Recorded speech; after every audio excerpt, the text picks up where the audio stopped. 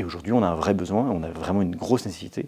Quasiment les 3/4 des collèges doivent être faits avant 2050, c'est énorme. C'est vraiment un très très gros travail, parce qu'on a des bâtiments qui ne sont plus acceptables.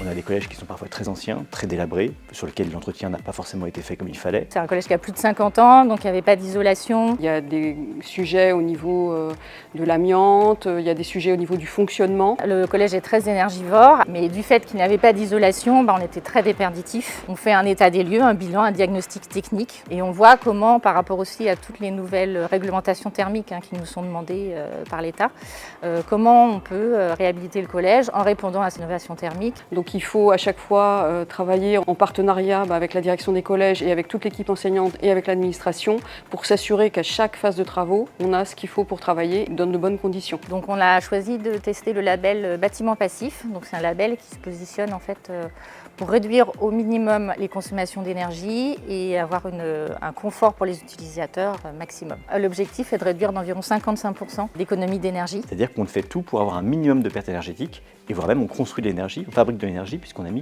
des panneaux photovoltaïques sur nos différents bâtiments. Donc ça va passer par du coup une enveloppe extérieure du bâtiment très performante avec un isolant de 20 cm d'épaisseur. Donc on a toute une partie de façade bois, on a des faux plafonds en fibre de bois, on a aussi travaillé sur les vitrages, donc on a des châssis en triple vitrage. Et après, donc comme on a une boîte bien étanche, on met des ventilations double flux avec récupérateur d'énergie. L'objectif c'est d'être conforme au décret tertiaire. Après, il y a aussi une enveloppe budgétaire qui est allouée pour les travaux.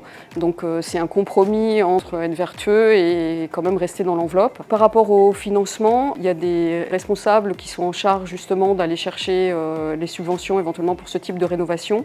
Donc en particulier, je sais qu'il y a eu des financements par EduRénov. Puis après, vraiment bien étudier le bâtiment et se projeter dans l'avenir avec tous les objectifs environnementaux qu'on se fixe et avec l'évolution du climat, essayer de pouvoir anticiper en fait au mieux la réhabilitation de ce bâtiment pour qu'elle soit toujours conforme, on va dire, dans 50 ans. Parce que c'est quand même l'idée, quand on réhabilite un bâtiment, c'est pas pour 10 ans. Avoir ce bâtiment qui était un bâtiment déshérité pour en faire un bâtiment neuf exemplaire, c'est un marqueur très fort pour la ville et pour les gens qui y vont.